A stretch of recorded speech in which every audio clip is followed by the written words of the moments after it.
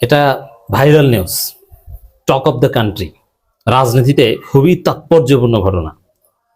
সাদিক কায়েম, জামাত শিবির এদের বিরুদ্ধে প্রকাশ্য জনসভায় অপতথ্য ছড়িয়ে, গুজব ছড়িয়ে, মিথ্যাচার করে পুলিশ কর্তৃক নাকানি চুবানি খায়, ধোলাই খেয়ে ক্ষমা চেয়ে এখন পিছু হটেছেন। অনেকে ধন্যবাদ জানাচ্ছে যে রুহুল কবির রিজভী, আপনাকে ধন্যবাদ যে আপনি ক্ষমা চেয়েছেন, দুঃখ প্রকাশ করেছেন। ধন্যবাদ জানানো না জানানো এটা আলাদা চ্যাপ্টার, কিন্তু আপনি কি মনে করেন এই যে টাইপের মিথ্যাচার রুহুল কবির রিজভী করেছে, এরপরে ক্ষমা চেয়েছে, এটা তো বিএনপি সকাল সন্ধ্যা করে, এটা তাদের রুটিন ওয়ার্ক। কিন্তু সব বিএনপি নেতার কি ক্ষমা চায়? এমনকি এই ৭১ প্রশ্নে প্রত্যেক দিন যেসব কথাবার্তা বলে, এগুলো সব মিথ্যাচার। জামাত জান্নাতের টিকিট বিক্রি করে, তারেক রহমান থেকে শুরু করে রুহুল কবির রিজভী, মির্জা ফখরুল, সালাউদ্দিন আহমেদ, কে মিথ্যা কথা না বলে জামাত শিবিরের বিরুদ্ধে? ডেইলি বলে, পানির মতো বলে, ভাতের মতো বলে। এটা তাদের রুটিন, অভ্যাস, হ্যাবিচুয়াল ফ্যাক্ট। কিন্তু তারা কি ক্ষমা চায়? না, ক্ষমা চায় না। অতএব যেহেতু মিথ্যা কথা বলা, অপতথ্য ছড়ানো, এবং আপনি যদি বিএনপির ছাত্রীদের অ্যাক্টিভিজম দেখেন, শাহেদ আলম থেকে শুরু করে অন্যদের, কি জঘন্য মিথ্যাচার। কিছুদিন আগে আমি একটা বিষয় নিয়ে কথা বলেছিলাম। বান্দরবনের এক মাদ্রাসার সুপার, দাখিল মাদ্রাসার সুপার, পাইসারি দাখিল মাদ্রাসার, যিনি একজন নিরীহ একজন আলেম, জামাত ইসলামীর সাথে কোনো সম্পর্ক নাই, তাকে জামাত ট্যাগ দিয়ে ছাত্রীদের যৌন হয়রানি করে নানান অভিযোগ দিয়ে তারা তুলকামাল কাণ্ড ঘটিয়ে দিয়েছে। মানে আত্মহত্যা করার মতো একটা অবস্থা। অথচ একদম মিথ্যা কথা। এরকম হাজারো মিথ্যাচার প্রত্যেক দিন রুহুল কবির রিজভী, মির্জা ফখরুল, সালাউদ্দিন আহমেদ থেকে শুরু করে বিএনপির জিয়া বটফোর্স থেকে শুরু করে সবাই করে, যেহেতু এটা তাদের প্রফেশন, এইটাই তাদের রাজনীতি। জামাত শিবিরের বিরুদ্ধে তাদের নিয়মতান্ত্রিক কোনো রাজনীতি নাই, তারা কিচ্ছু বলতে পারে না, কোনো অভিযোগ দিতে পারে না। এই কারণে মিথ্যাচারকে এবং ভারতের দালালিকে তারা প্রধান উপসঙ্গ, তাদের অনুষঙ্গ করে ফেলেছে, যার ফলে এই দু একটা ক্ষমা চাওয়াকে আমরা ধন্যবাদ জানাতে পারছি না। দর্শক, এই ভুলটা, এটা তো ক্ষমার অযোগ্য, এখানে আবার ক্ষমা চাওয়া কি? এটা তো উদ্দেশ্যমূলক প্রচারণা, এটা তো প্রতিনিয়ত করে। এখন ক্ষমা যেটা চেয়েছে, এটা আমরা সবাই মিলে ধোলাই দিয়েছি বলে ক্ষমা চেয়েছে। আর শুধু আমরা বললে, জামাত শিবির, জনতা, সাধারণ জনগণ, ফ্যাক্ট চেকাররা বললেই কি বিএনপি ক্ষমা চায়? না। আমি তারেক রহমান থেকে শুরু করে মির্জা ফখরুল, সালাউদ্দিন, এদের প্রত্যেকের বক্তব্য শোনাতে পারবো। এরা মিথ্যা কথা বলে, এরা কেউ ক্ষমা চায় না। মিথ্যা কথা বলে, রিউমার স্ক্যানাররা ধরিয়ে দেয়। এই যে নীলুফার চৌধুরী, মনি বা আরো অনেকেদের টক শোতে কিছুদিন আগে যে মিথ্যাচারগুলো করেছে, এটা ডেইলি করে। কি যে এনসিপির কার্যালয়ের সামনে ককটেল বিস্ফোরণ করতে যেয়ে নাকি শিবির নেতা গ্রেপ্তার হয়, যত মিথ্যাচার। এটা টক শোতে বলেছে, ক্ষমা চেয়েছে? না। তাহলে এই যে যারা ধন্যবাদ দিচ্ছেন যে না রিজভী ধন্যবাদ, আরে ভাই, এখানে ক্ষমাটা তো চেয়েছে, আমরা তো ধোলাই দেই নিয়মিত, আমাদের অবদান তো আছেই। এখানে মূল কারণ হচ্ছে পুলিশ। পুলিশ কমিশনার যেহেতু বলেছে যে রিজভী যা বলেছেন ভোগাস, রিজভী যা বলেছেন ভোগাস, মিথ্যুক, রিজভী ধান্দাবাজ, বাটপার, আন্দাজে বলেন, এরকম কোনো কথা আমি বলিনি। যে শরীফ ওসমান হাদিকে গুলি করার সাথে জামাত শিবির জড়িত, এ ধরনের কোনো কথা আমি বলিনি। এটা টোটালি বোগাস কথা বলেছে।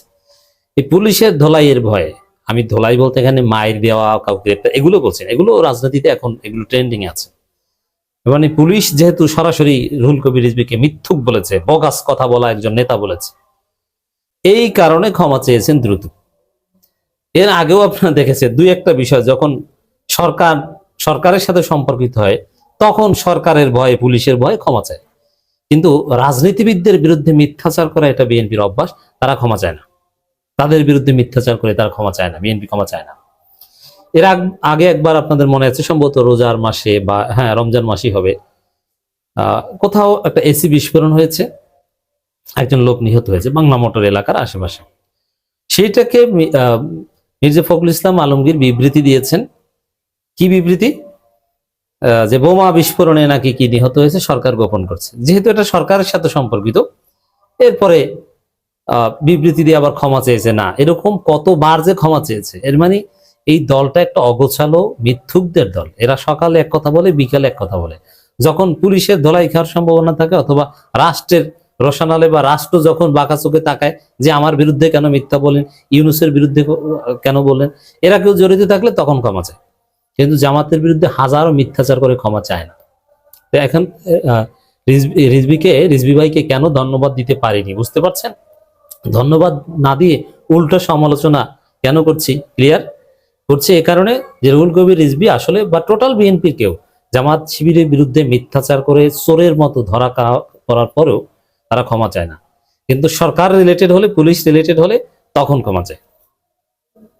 তো এই দুর্বিসন্ধি বুঝতে হবে। অতএব যারা ক্ষমা চেয়েছেন বলে প্রশংসা করছেন না, এখানে প্রশংসা করার কিছু নেই।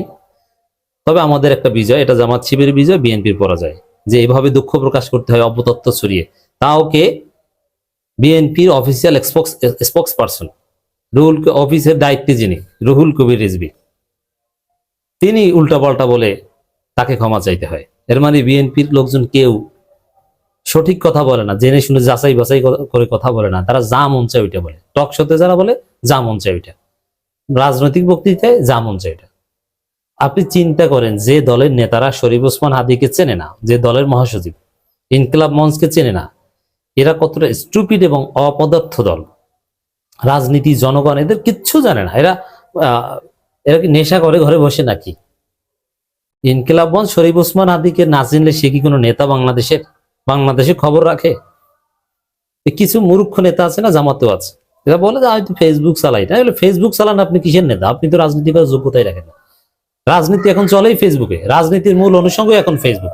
রাজনীতির ডমিনেশন, রাজনীতির পক্ষ বিপক্ষ, রাজনীতির মারামারি কাটাকাটি, এগুলো এজেন্ডা সেট সবকিছু এখন ফেসবুকে হয়। ফেসবুকে সরকারের পতন হয়, হাসিনার আসল পরাজয় হয়েছিল ফেসবুকে, তারপরে মাঠে লাল প্রোফাইল পিকচার লাল করার মধ্য দিয়ে হাসিনার পতন হয়েছিল, হাসিনা নিজেও স্বীকার করেছে।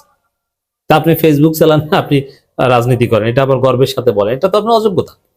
তো এরকম যে ইনকিলাব মঞ্চকে চেনেন না, শরীফ ওসমান হাদিকে চেনেন না, আপনি বিএনপির মহাসচিব, এর মানে আপনি বাংলাদেশের রাজনীতি করেন না ভারতের রাজনীতি করেন? দর্শক, বিএনপি সিনিয়র যুগ্ম মহাসচিব রুহুল কবির রিজভীর বিবৃতি না বলে ক্ষমা প্রার্থনা, এইটা শিরোনাম দেওয়া উচিত ছিল। আরটিভির লোগো ব্যবহার করে ঢাকা মেট্রোপলিটন পুলিশ কমিশনারের বক্তব্য সামাজিক যোগাযোগ মাধ্যমে ফেসবুকে ভাইরাল হয় এবং এছাড়া শরীফ ওসমান হাদিকে আক্রমণকারী একজন সন্দেহভাজন ব্যক্তির সাথে ডাকসুর ভিভির চা খাওয়ার দৃশ্যটিও সামাজিক যোগাযোগ মাধ্যমে ভাইরাল হয়। এই দুটি বিষয় ছিল ভিত্তিহীন এবং এআই জেনারেটেড। ফ্যাক্ট চেক না করে উল্লেখিত বিষয় দুটি নিয়ে আজ দুপুরে নয়াপল্টনস্থ বিএনপি কেন্দ্রীয় কার্যালয়ের সামনে একটি সভায় বক্তব্য রাখি। এই অনিচ্ছাকৃত ভুল বক্তব্যের জন্য আন্তরিকভাবে দুঃখিত।